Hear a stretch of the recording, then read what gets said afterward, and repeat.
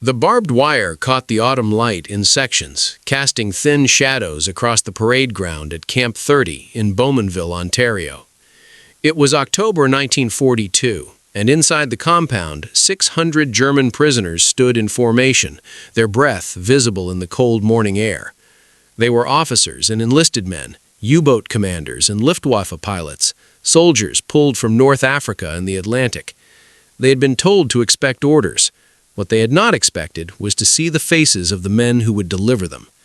Across the wire, the Veterans Guard stood at attention. Most were in their 40s, some older. Their uniforms bore the insignia of the Canadian military, but their eyes carried something else entirely.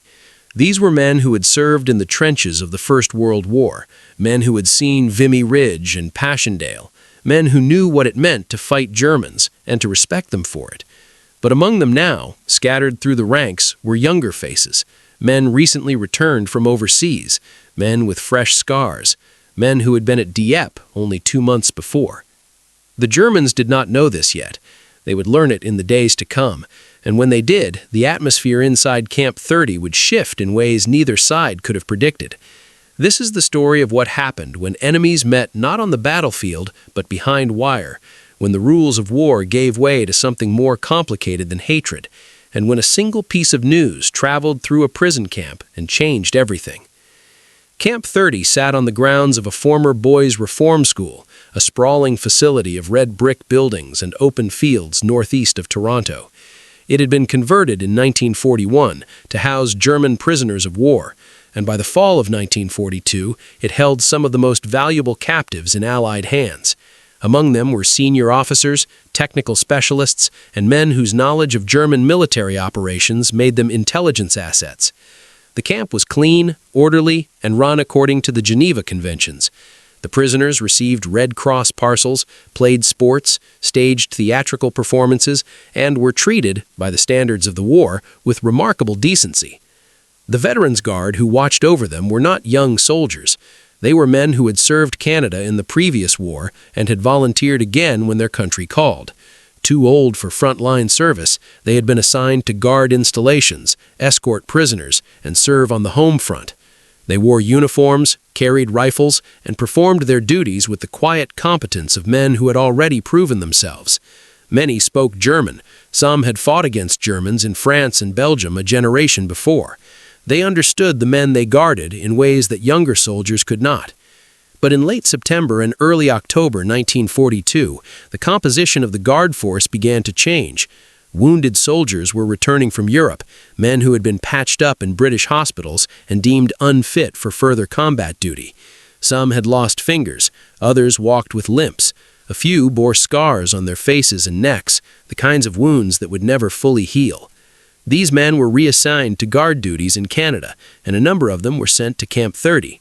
They did not speak about where they had been. They did not need to. The dates of their injuries told the story. On August 19, 1942, nearly 5,000 Canadian soldiers had launched an amphibious assault on the French port of Dieppe. The raid was intended to test German defenses, gather intelligence, and demonstrate Allied resolve. It was a disaster. Within hours, the beaches were littered with the dead and dying. German forces, entrenched in concrete bunkers and fortified positions, poured machine gun fire and artillery onto the Canadians as they struggled to advance. Tanks became trapped on the shingle. Infantry units were pinned down. The raid lasted 9 hours, and by the time the survivors were evacuated, more than 900 Canadians were dead, and nearly 2,000 had been taken prisoner. The wounded numbered in the hundreds. Those who made it back to England were treated in field hospitals and sent to recover. Some returned to their units. Others, too badly injured to fight again, were sent home to Canada. By October, some of these men were standing guard at Camp 30, watching over German prisoners who had no idea what they had just survived. The Germans noticed them immediately. The younger guards moved differently. They carried themselves with a wariness that the older Veterans Guard did not. They did not joke as easily. They watched the prisoners with a kind of intensity that suggested recent experience, recent loss. The prisoners, many of whom were veterans themselves, recognized the look. These were men who had been in combat, and not long ago. Rumors began to circulate inside the camp. The new guards had been at Dieppe. They had been part of the raid. Some of the prisoners began to ask questions, carefully through interpreters and during supervised conversations. The guards said nothing, but the prisoners were not fools.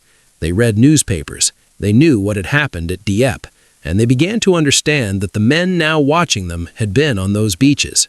On October 5, 1942, the camp commandant received orders from Ottawa. In retaliation for German treatment of Canadian prisoners captured at Dieppe, all German POWs in Canadian camps were to be shackled. The order was clear. Prisoners would be placed in handcuffs or leg irons for a portion of each day.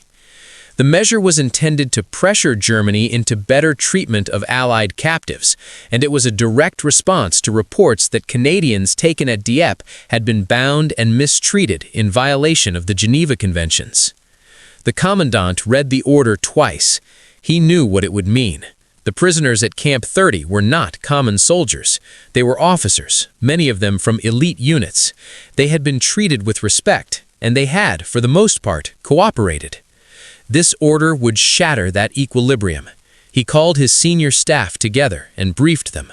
The shackling would begin in 5 days. 100 volunteers would be selected first.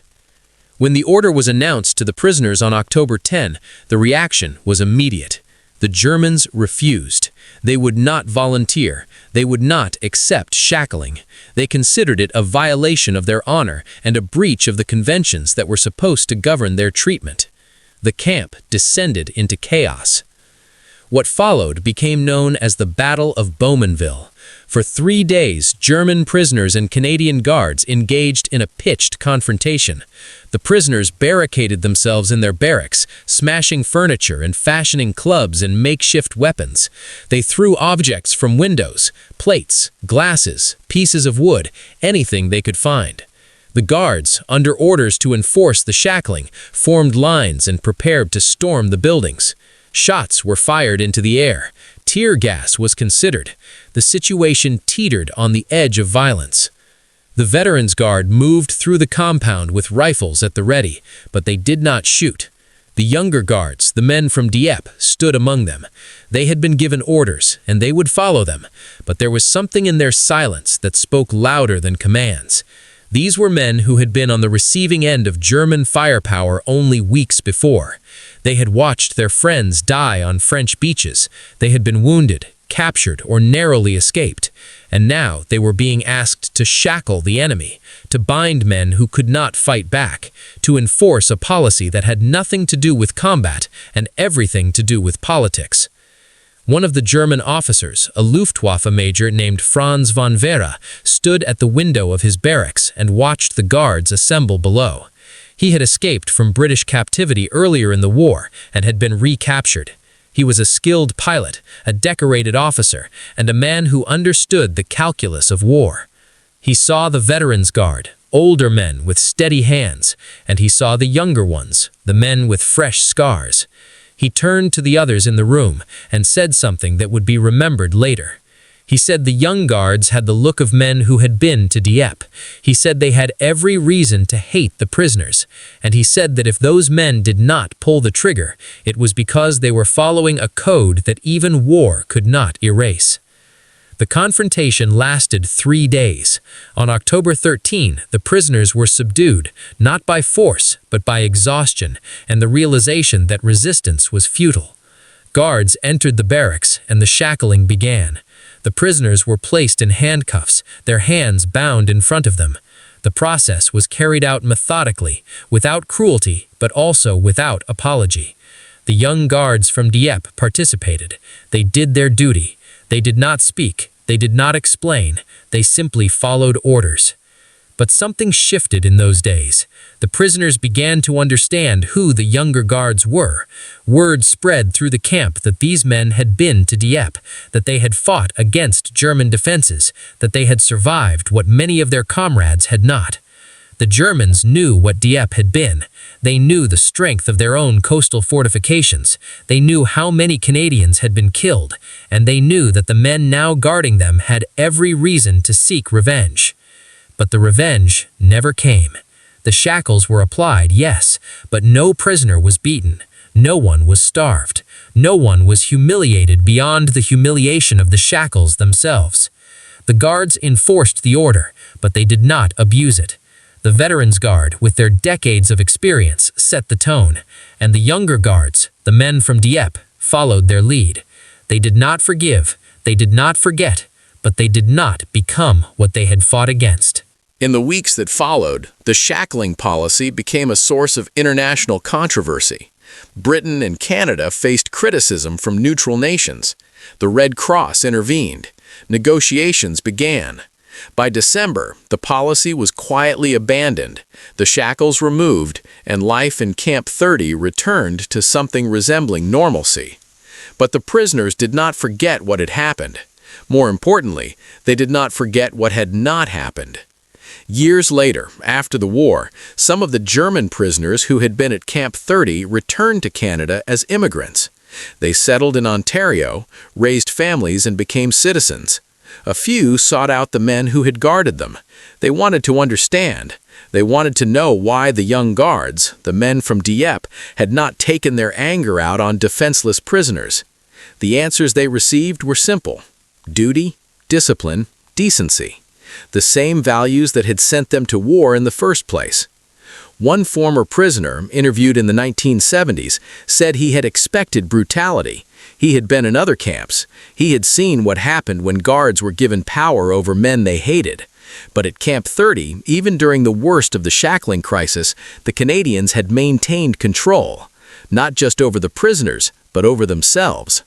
He said it was the first time he understood that the war was not just about killing, but about what you refused to do, even when you had the power to do it.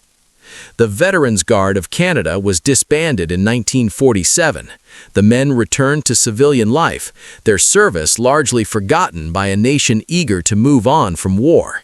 The younger guards, the men who had survived Dieppe and spent the rest of the war watching over prisoners, also faded into history. Few spoke of their time at Camp 30. Few thought it worth remembering. But the Germans remembered. And in remembering, they carried with them a truth that war often obscures, that the measure of a soldier is not only in how he fights, but in how he conducts himself when the fighting is over. Camp 30 closed in 1945. The buildings stood empty for years, then were repurposed, then abandoned again. Today, little remains of the place where 600 German prisoners confronted their captors and learned that even in war, there are limits. The barbed wire is gone, the guard towers are gone, but the story remains, a quiet testament to the men on both sides of the wire who chose restraint over retribution, duty over vengeance, and discipline over despair.